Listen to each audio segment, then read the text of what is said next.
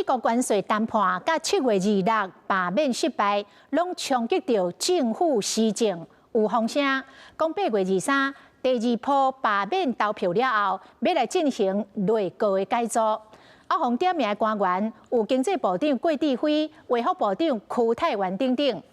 行政院长杜英泰嘛有讲会针对这几个月政治现象，深刻来检讨，必要的时阵，嘛会对重要的人事来做处理。必要的时候，对重要的人士来做应该有的处理。头一摆讲内阁改组已经有一个日期，听讲府院党拢有一个共识，定调8月3以后正式启动，包括党秘书长、内阁团队会做伙调整。不过行政院长杜永泰暂时未变动。我不是经济部的发言人，每一次郭智慧部长的发言都要我在这里替他再说明。我认为这确实是经济部郭部长要好好去思考的问题。听起来真无奈，因为经济部长郭志辉又有失言的风波，和第一线的民进党团爱做伙承担。改组的问题你不应该问我，我接受我的任务我一定要把我的工作做好。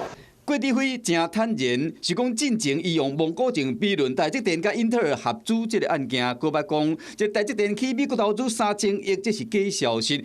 加上对核三公投辩论的态度真消极，拢互党来喊头。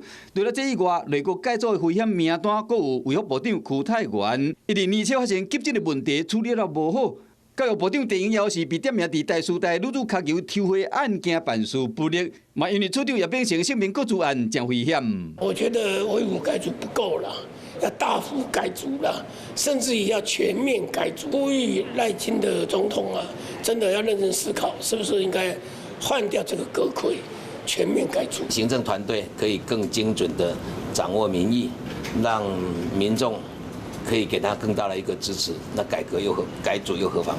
为跨部会协调到政策的辩论出现检讨的声音，内阁团队伫8月3以后要重整旗鼓。